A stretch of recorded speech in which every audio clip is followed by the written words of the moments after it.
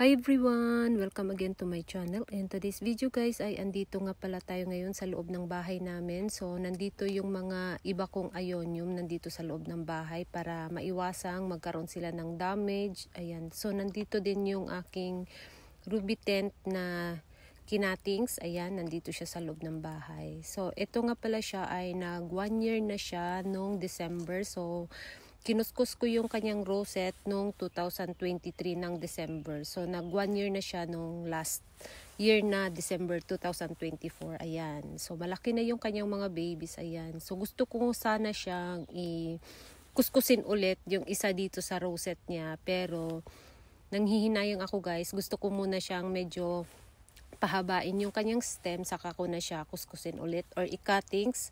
So pinag-isipan ko rin na i-cuttings kasi may kinatings ako dito na hindi pa rin nagkaroon ng ugat. Eto. So kinatings ko to siya nung December 25. So sinadya ko talaga na December 25 para matandaan ko kung anong araw ko siya kinat. So dito ko siya pinutol. Ayan, nandito siya sa ilalim banda. Yan, ikot-ikot lang natin. Eto, dito ko siya pinutol guys, ayan. So, yung stem niya nagkaroon na ng 2 baby, ayan. Yung bagong pop dyan. Tapos, etong tinanggal ko dyan ay wala pa rin siyang, ugat hanggang ngayon, ayan. So, nagdadalawang isip talaga ako guys kung i-cuttings ko siya or kuskusin ko na lang kasi ang tagal din magkaroon ng ugat. Ayan, 'di ba? Malaki na kasi kaya nanghihinayang din ako na i-cutting siya.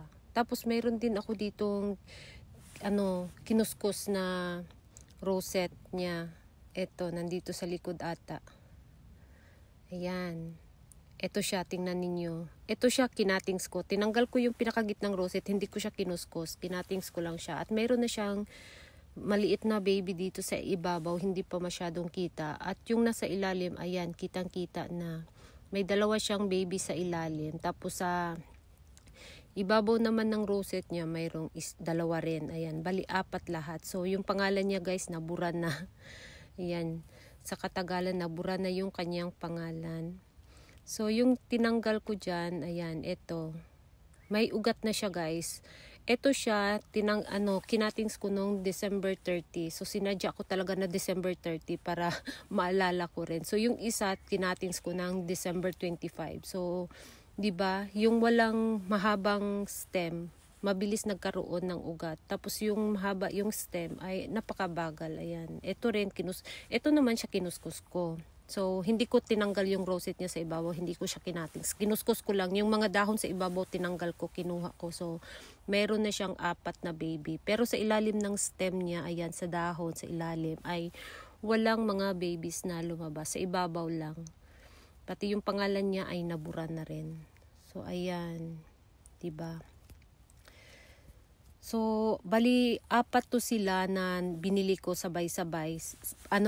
Cutting sila na nabili ko. So, wala silang ugat at ako na ang nagpaugat. Pero eto siya, dumaan na lang ang spring at summer noong 2024 ay hindi talaga siya nagkaroon ng bagong ugat. Itong 2 na maliit. So, ang ginawa ko, pinutol ko na katulad ng ganito. Ayan. At nagkaroon naman siya ng ugat nung banda ng mga autumn, ayan. Tapos tinanim ko dito, ayan, na siya, unti-unti na siyang lumalaki. So, ayan yung hitsura niya ngayon. Napaka-healthy na ng kanyang dahon ngayon. Kasi paliit to siya ng paliit. So, ayan guys, ayan o, diba ang ganda niya? Napaka-shiny ng dahon. So, kaya ko sila dinala dito sa loob ng bahay kasi ayaw ko silang masira sa winter dun sa labas. Kasi maliit pa sila, sayang naman. So, ayan yung ating mga maliit na mga ionium. Tapos ito naman, binili ko ng 5 piraso. So yung isa ay namatay na talaga siya nung summer. So ito siya ay dinumog ng mealybugs nung kalagitnaan ng summer na hindi ko lang siya napansin na may mga mealybug na para siya sa ilalim. So ang ginawa ko, inisprehan ko ng gamot. Gamot yung ginamit ko dito na para talaga sa mealybug. So ayun, unti-unti nang naka-recover siya sa damage ng mealybug. So ito naman ay plano ko sana siyang tanggalan din ng pinakagitnang rosette. Kaya lang parang sayang kasi maliit pa siya guys. Pero mahaba na yung kanyang stem. Ayan. Gusto ko kasi yung dahon niya, patayo yung dahon niya. So mas maganda siguro kung lush siya tingnan kasi nga para siyang rose. Lalo na sa summertime kasi yung dahon niya ay patiklop. Tapos ito naman si Cornish rose. Ayan.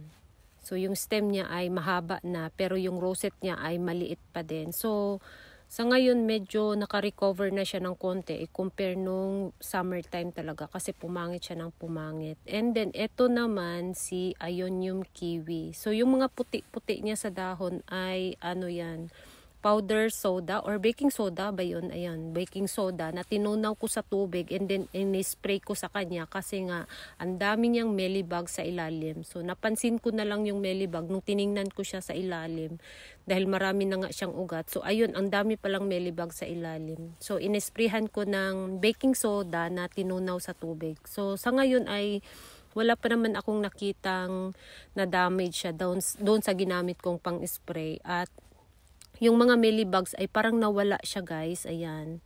So, yung dahon niya medyo pumangit kasi nga hindi ko siya agad pinasok sa bahay. Nagkaroon siya ng konting frostbite and then nagka-sunburn din. So, ayun yung dahon niya, medyo pumangit yung lumang dahon niya. At ngayon, nagpalit naman siya ng bagong dahon, ayan.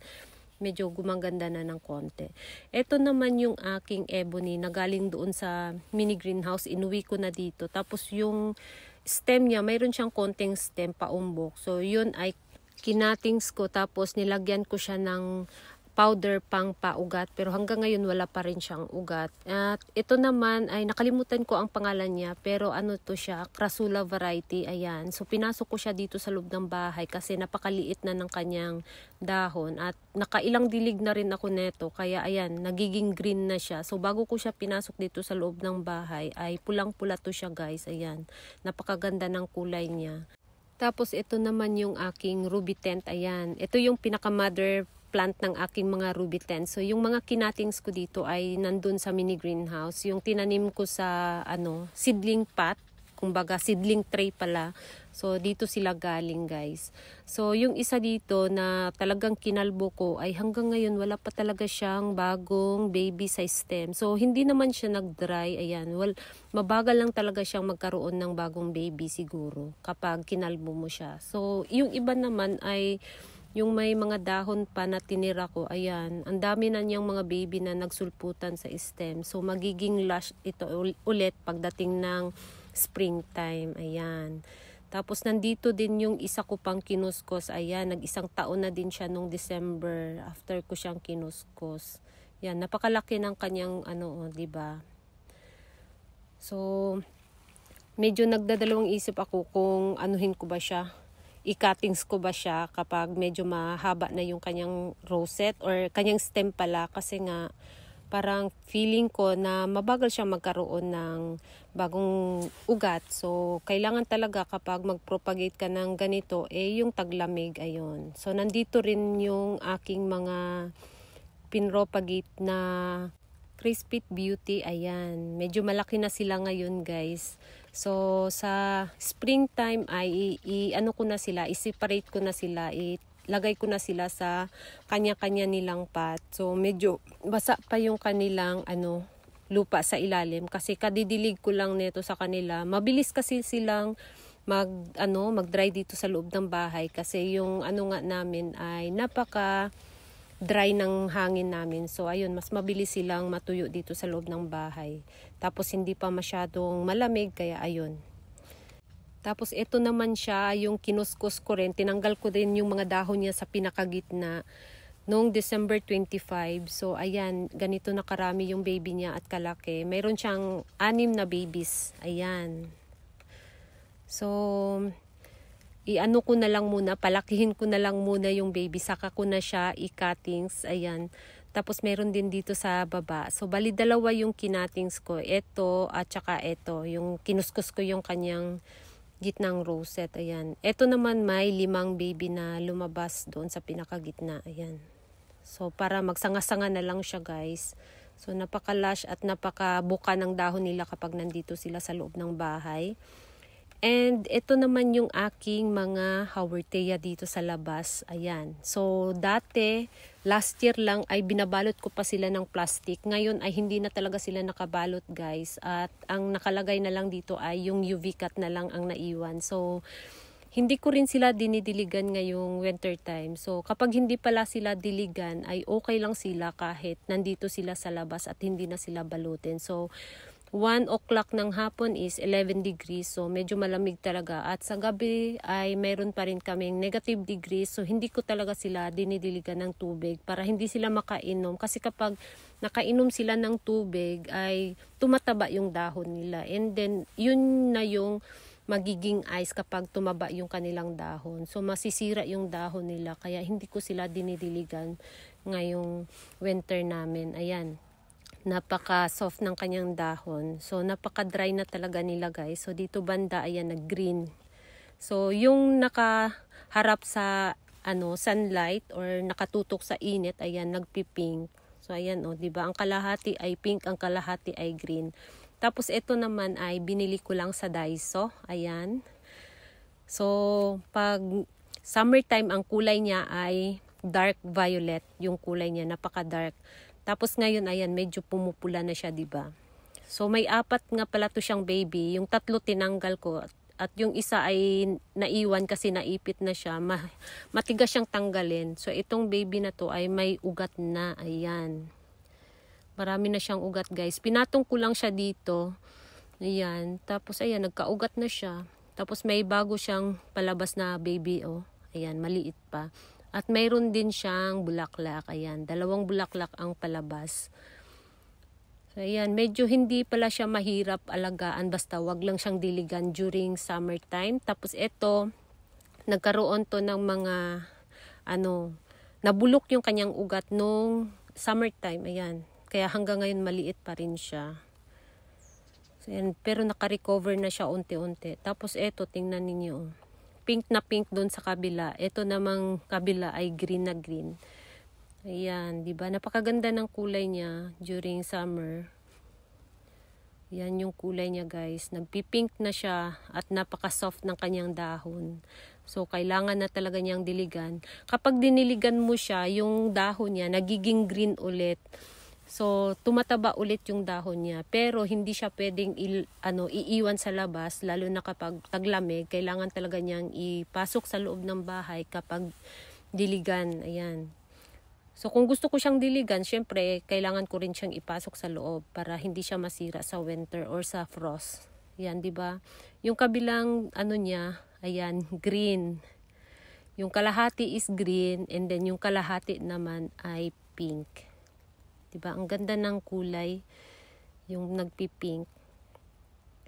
Yan. So, pink na pink dito sa kabilang parte. Ayan. So, diba? Napaka-colorful ng kanyang kulay ngayon. Tapos, eto naman ay sari-sari. So, mga nasira to nung summertime. So, dito ko na lang din nilagay. Pinag-isa ko na lang sila sa isang pot kasi para hindi na dumami yung pot. So, dyan, tinanim ko na lang sila sa isang pot sabay-sabay. Yan. So, dito sila sa ilalim. And eto naman, ayan, yung iba dito ay wala ng pangalan. Hindi ko na alam kung saan na yung mga pangalan nila. Ayan, eto nagsimula lang sa isang puno. Ayan, ang dami na niyang mga baby, diba? Tapos eto ay binili ko rin to sa Daiso. Dati, pagkabili ko nito ay talagang bilog na bilog siya. So, ngayon ay, ayan na yung hitsura niya. Tumataas na siya, guys. Hindi na siya bilog. Yan, diba? So, napaka-ano rin nito. Napaka-frost hardy din nito. Basta wag mo lang silang diligan. Ayan. Nabubuhay sila sa labas ng bahay. Ang pangalan naman nito ay si Filifera variegata. Ayan.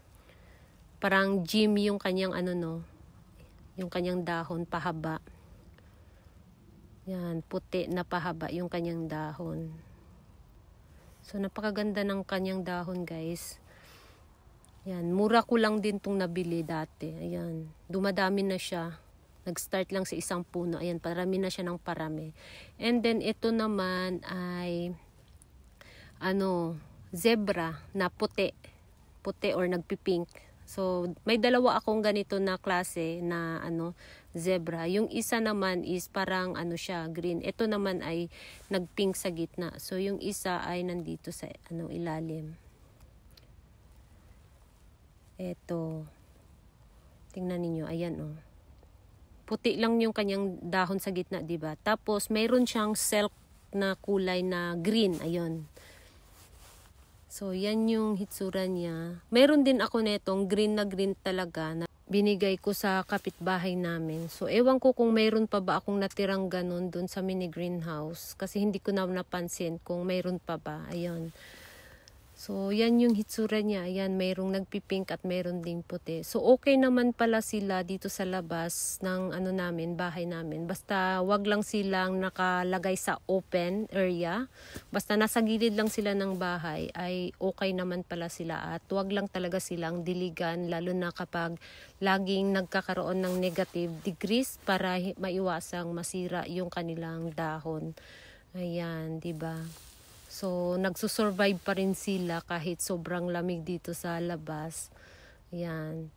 So, ito siya ay binili ko lang ng talagang isang buo na puno lang. Ayan, ang dami na niyang babies at nakapag-propagate na rin ako nito. Yan, di ba? Nag-cluster na siya, guys. So, ito yung tinanggal ko dyan na baby niya. Ayan, nag-cluster na rin, di ba? So, nasira yung dahon niya. Dahil nga na direct sunlight siya, so na sunburn kumbaga. Ayan. So ito naman last year, yung ganito na pinropagate ko, nasira nung winter. Siguro dahil diniligan ko. Ayan. Tapos, ayun, nasira siya. Hindi siya nag-survive ng winter time. Pero ito, nag-survive naman siya. So kailangan lang talaga, wag lang talaga silang diligan kapag nasa labas sila ng bahay, di ba? So, ayan. So far, so good naman sila dito banda, guys. At meron nga pala ako ditong clavata. Ayan, kinatings ko to siya. Tapos, yung mga kinatings ko dito ay nasa mini greenhouse. Eto sila, ayan. At yung iba ay meron na ring ugat. So, dito na lang natin itanim, ayan.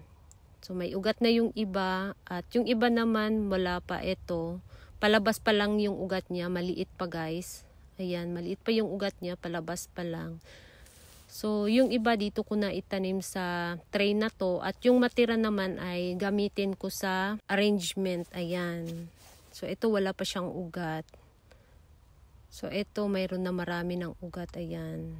So, ito dito. Ayan. So, mayroon tayong 3 pang natira. So, yung 3 ay ilagay ko sa arrangement. Ayan.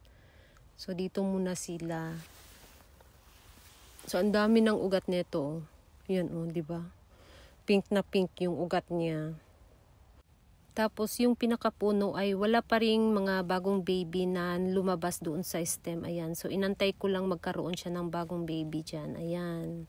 So, yun lang ang latest update natin dito, guys. Ayan. Thank you so much for watching and please don't forget to subscribe and like to my channel. Sa hindi pa nakapag-subscribe, please subscribe my channel at i-click nyo na rin ang bell button para ma-update kayo pag nag-upload ako ng bagong video. Thank you so much for watching and see you in my next video. Bye-bye!